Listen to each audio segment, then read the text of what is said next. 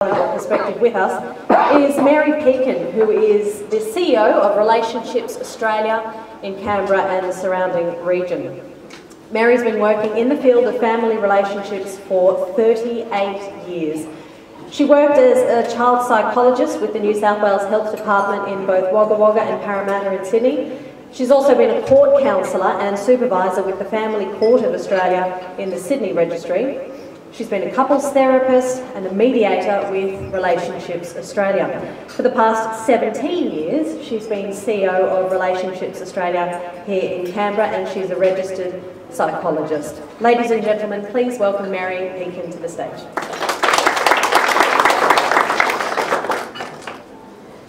Thanks very much, Siobhan, and thank you, Mohammed, and everyone for the opportunity and invitation to come and join in this community discussion. I really appreciated how Mohammed talked about it, that we are all here tonight as a community talking about something that impinges on us all.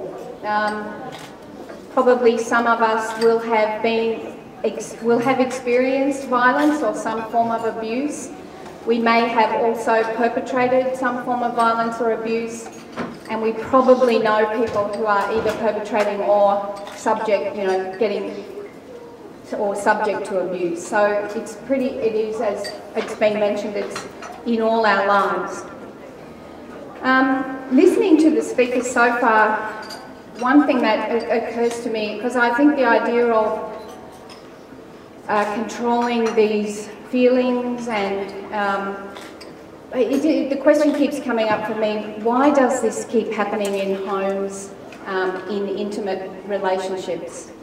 So in some ways, and I think that's the part that I really love having the opportunity to speak to.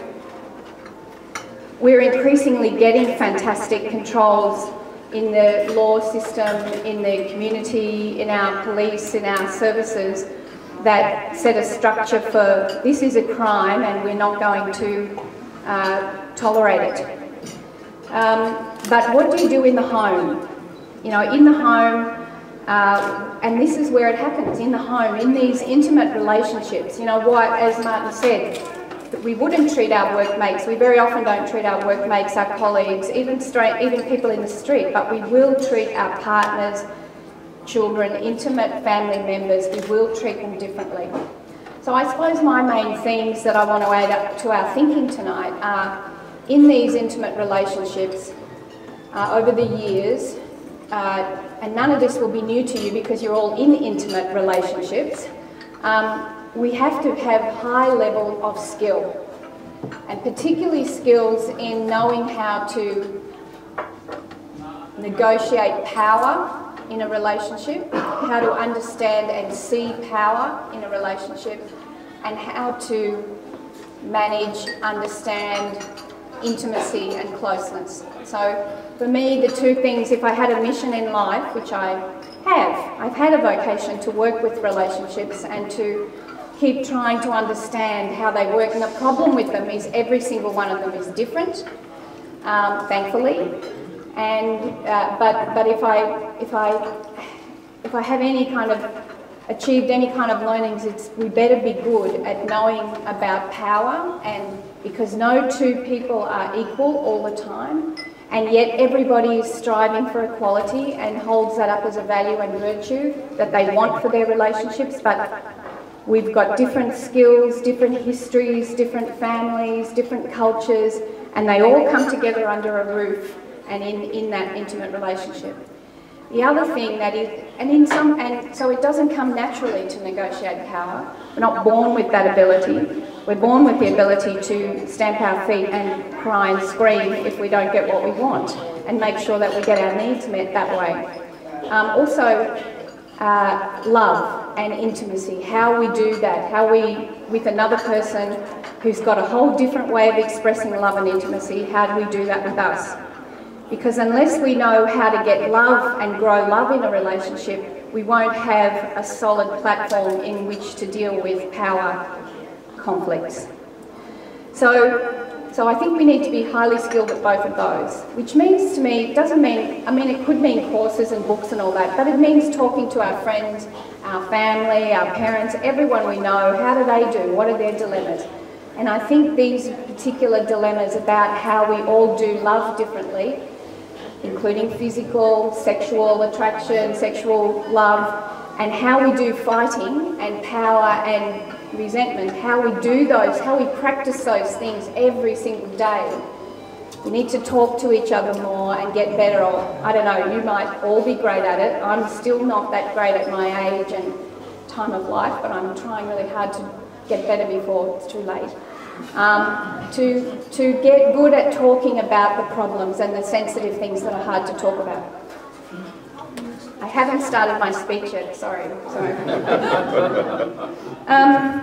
I did want to say, just to reiterate, because it's useful for me to keep remembering, because I keep forgetting, violence, hitting, intimidating, coercing is a crime. It is a crime. And that's good that we're all getting more, we act as if that's true, that case. We're looking for it and we understand. So that's the first thing. Not all relationships have conflict. Some people will say that, I might disagree with them, but they will say, no, our family, my partner, my husband and I, we lived and we don't, my grandparents never fought a day in their life, they were very happy. I do accept not all relationships have conflict.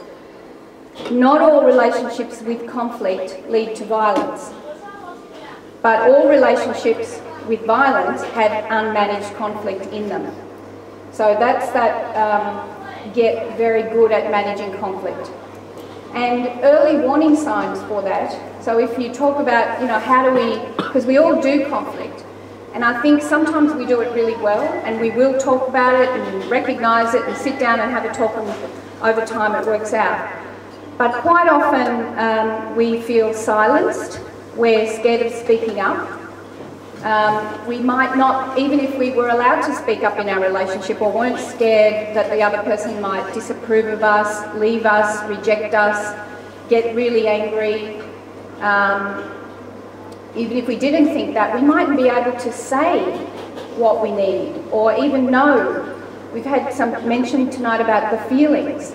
I think most of us, and certainly as I've gotten older, feelings are unbearable. Some feelings are unbearable. Shame, humiliation, pain, fear of rejection, fear of abandonment, loneliness. These feelings can get to the intensity where they're overwhelming and flooding. So I think the idea of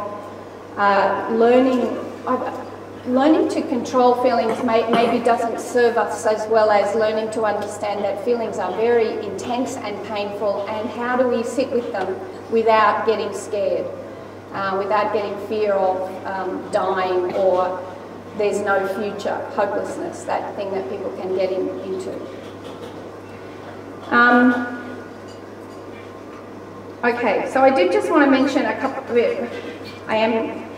Thank you for saying there's more questions than answers. But I think some things that I've come to think about that will help us with conflict anyway in a relationship. Hang on, sorry. I want to make sure I've said the signs, the experiences that we need to watch out for. Okay. If you're in a relationship or you know someone in a relationship, because another thing is friends and family are the first port of call for help.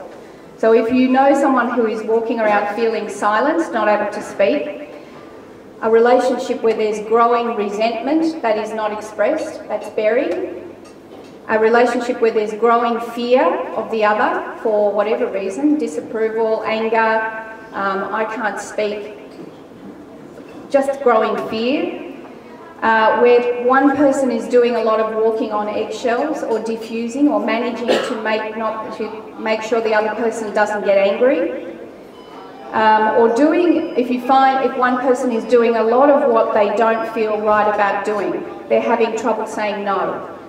So all of those things happen sometimes, probably in all of our relationships, but if they get to be a regular pattern, that relationship is in trouble and could be heading to where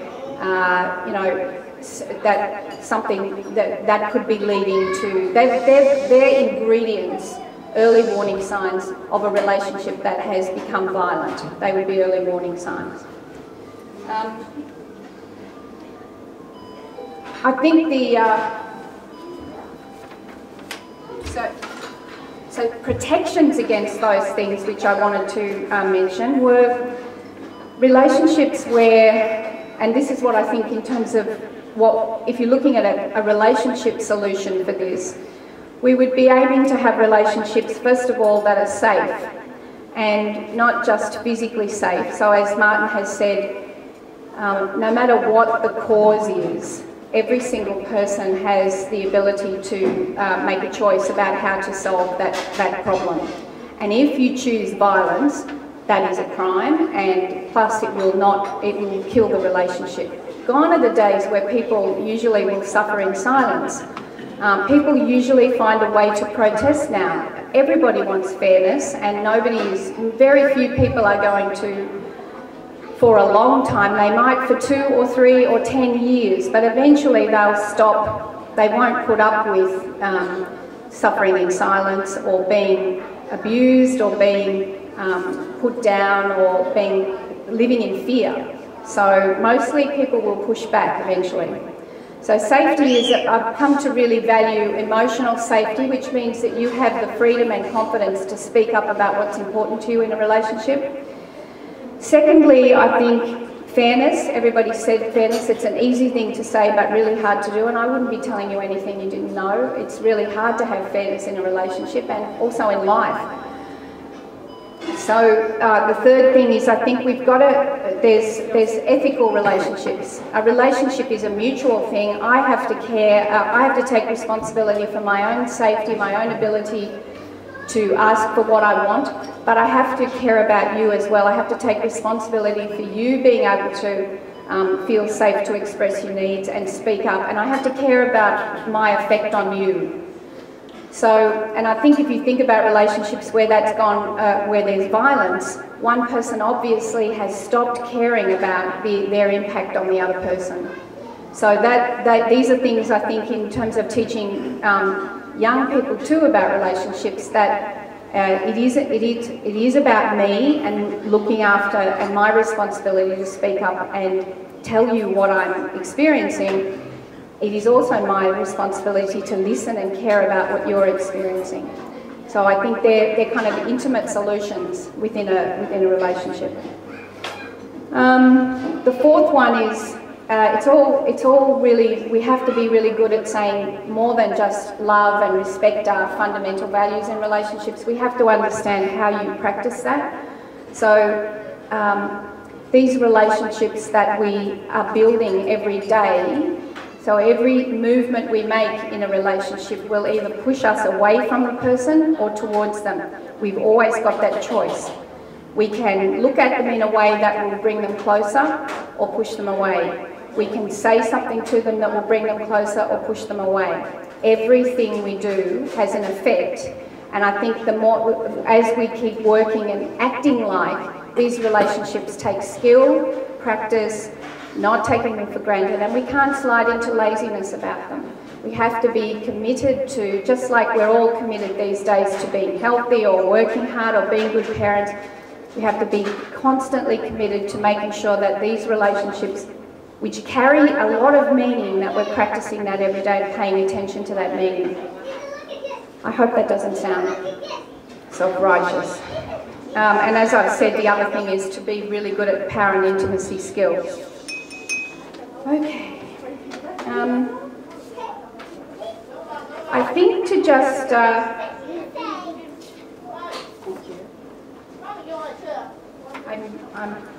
unfortunately, I'm better with a PowerPoint.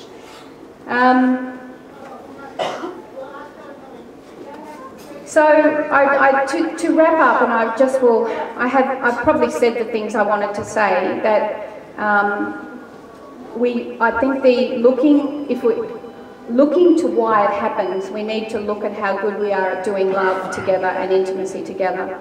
And my favourite thing to talk to people, or just to leave people with, is the rule of 5 to 1. So in a relationship, If you're going to have conflict, which is normal and entirely healthy, as provided you do it safely and ethically and care about the other and are able to speak up and know what to say, which is all a lot of skill behaviour there, you've got to have a balance of 5 really good things that have happened in the relationship before you can start, as somebody mentioned, hammering away at the problem. So they'd be the things that I would say contribute in a relationship to causing it, that people have forgotten about practicing intimacy, practicing the values they wanted. When they signed up for that relationship, most people were making a commitment to love, care forever and be available to that. We were making those commitments. We just forget to practice them because we've got lives that take us away, and they're hard work. They take constant effort, and in order to deal with the conflict, we've got to have all that. We've got to have the 5-to-1 ratio. So thank you.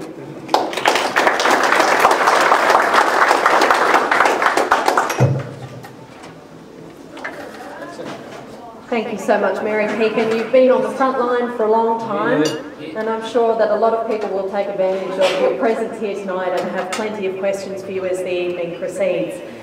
Our final formal speaker this evening, ladies and gentlemen, is Dr. Tam.